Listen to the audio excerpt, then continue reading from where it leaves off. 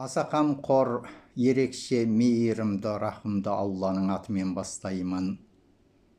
Атам қазақ, көздің тазалығын кірпік сақтаса, жанның тазалығын жүрек сақтайды дейді.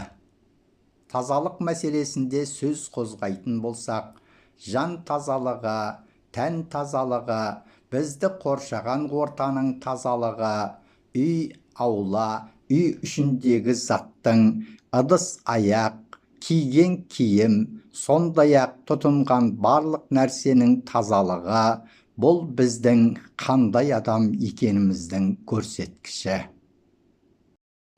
Пайғамбарымыз саллаллаху алейхи уассалам тазалық иманның жартысы дейді.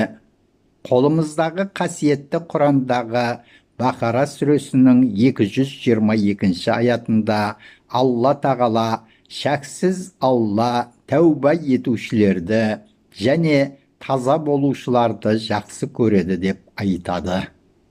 Демек, Алла тағала өзіне деген пендесінің жан дүниесінің, жүрегінің тазалығы, тұла бойының тазалығы, яғни ғұсылы, дәреті толықтығы, киген киімінің тазалығы мен дұрыстығын қамтып барып, жақсы көретінін баяндауда.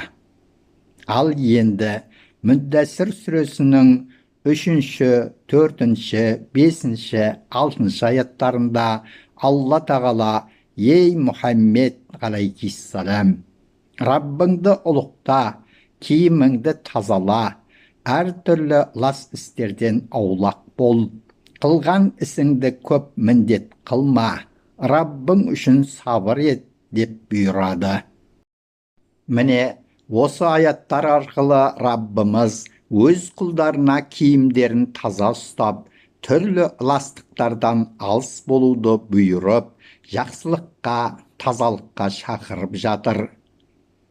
Тирмизи риуаят еткен бір хадисте Алла елшісі саллаллаху алейхи уассалам: «Алла тағала жомарт құлдарын жақсы көреді. Алла тағала тазаланғанды жақсы көреді. Сондықтан үйлеріңіздің маңайын таза ұстаңыздар» десе, және бір хадисте Алла тағала таза, тек қана таза болған нәрсені қабыл алады дейді. Сайып келгенде біздің соншалықты тазалануымыздың негізі тілегіміз бен ниетіміздің, істеген амал шарғыларымыздың ұлы Раббымыздың алдында қабыл болуы. Міне, мұсылманның негізгі мақсаты осы. Таңнан қаракешке дейінгі тұруда, жатуда, барлық іс-әрекетімізде, сөзімізде, ойымызда, тіпті ішіп жеуімізде тазалықтың нақты нышандары болуы керек. Яғни, Алла елшісі саллаллаху алейхи уассаламның тамақтың берекеті ас ішуде, кейін қолды жууда дегені сияқты. Ал енді тазалығы жоқ, қалай болса солай, киіміне де қарамайтын, өзіне де қарамайтын адам жайлы Байхақи риуаят еткен бір хадисте пайғамбар саллаллаху алейхи уассалам тістері сарғайған, шаштары ұйпа-тұйпа, киімі шаң болған адамды көргенде тазалық сақтаңдар деп айтты деген. Сондай-ақ қазақ атам тазалық саулық негізі дей келе, шірік шірітеді, бұзық бүлдіреді деп мақалдайды.